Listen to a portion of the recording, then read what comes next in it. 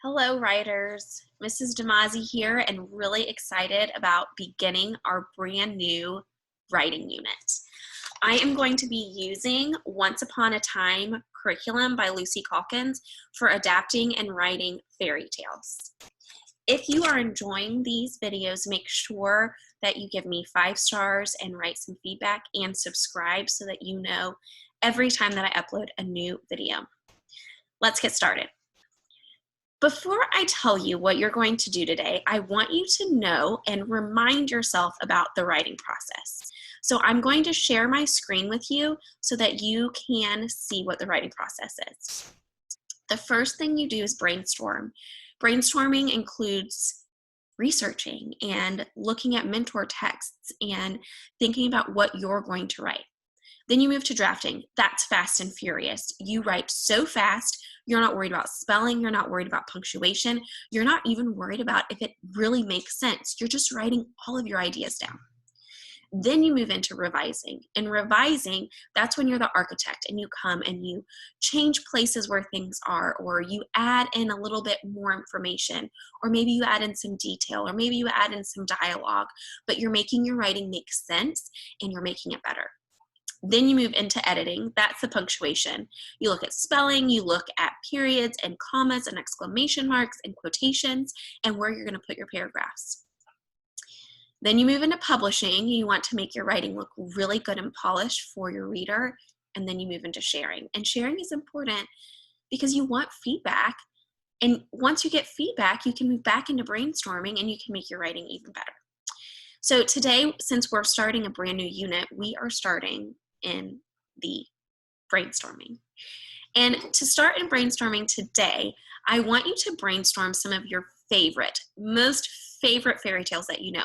And you know these by heart because we tell them and we story tell them and we say them out loud over and over and over again.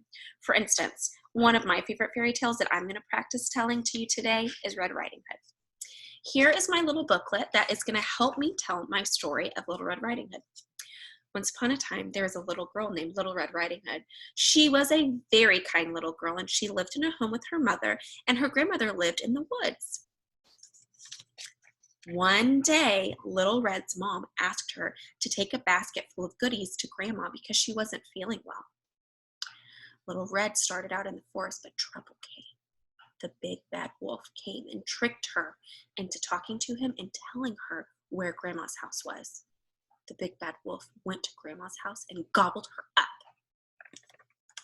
When Little Red got to Grandma's house, she was so smart that she figured out it was the wolf acting as Grandma. So she ran as fast as she could out of that house and all the way home and lived happily ever after.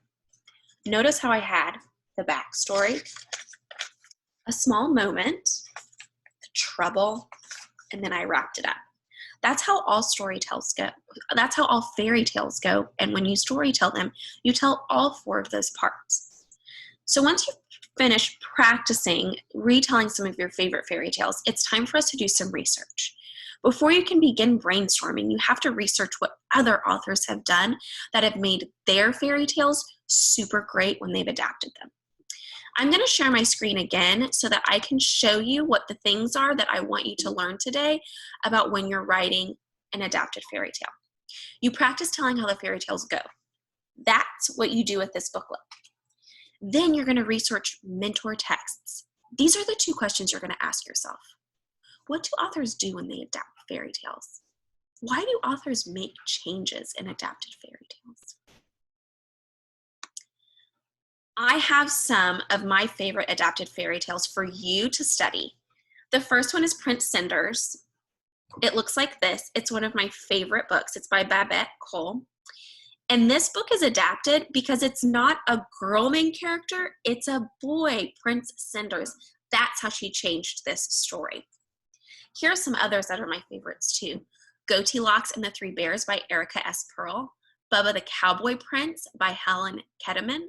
Sleeping Bobby by Will and Mary Pope Osborne. Little Red Riding by Joan Holub. The 3 Little Wolves and the Big Bad Pig by Trevitzes and Oxenbury.